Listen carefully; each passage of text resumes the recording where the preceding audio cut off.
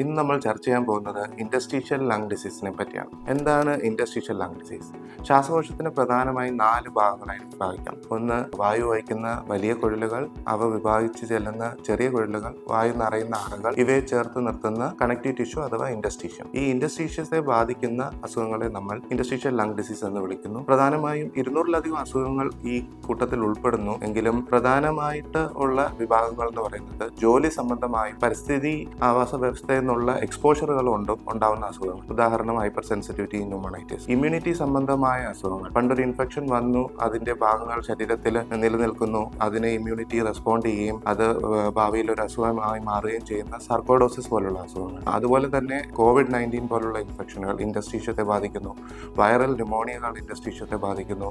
അതുപോലെ തന്നെ വാദസംബന്ധമായ അസുഖങ്ങളോടനുബന്ധിച്ച് വരുന്ന ഇൻറ്റർസ്റ്റീഷ്യൽ ലങ് ഡിസീസ് അഥവാ ഇൻറ്റർസ്റ്റീഷ്യത്തെ ബാധിച്ച് ലങ്സിനുണ്ടാവുന്ന ചുരുക്കം. ഇവയാണ് പ്രധാനമായിട്ടുള്ള വിഭാഗം. അതുപോലെ തന്നെ ഈ അസുഖങ്ങൾ എങ്ങനെ തിരിച്ചറിയാം? ഈ അസുഖത്തിന്റെ ലക്ഷണങ്ങൾ പ്രധാനമായും വരണ്ട ചുമ, ശ്വാസതടസ്സം, വ്യായാമം ചെയ്യുന്ന സമയത്ത് കൂടുതലായിട്ടും ഈ ശ്വാസതടസ്സം അനുഭവപ്പെടുന്നു. മറ്റ് അവയവങ്ങളെ ബാധിക്കുമ്പോൾ നെഞ്ചുവേദന, നെഞ്ചെരിച്ചിൽ, വാദസംബന്ധമായ ജോയിന്റുകൾക്കുണ്ടാവുന്ന വേദന മുതലായവയാണ് രോഗലക്ഷണങ്ങൾ. ഇവ കൃത്യസമയത്ത് തിരിച്ചറിയേണ്ടത് അത്യാവശ്യമാണ്. അതുകൊണ്ട് ഒരു ഡോക്ടറെ സമീപിക്കേണ്ടത് ആവശ്യമാണ്. ക്ലിനിക്കൽ ഹിസ്റ്ററിയാണ് പ്രധാനമായും നമ്മൾ ലക്ഷണങ്ങളെ തിരിച്ചറിയാൻ ഉപയോഗിക്കുന്നത്.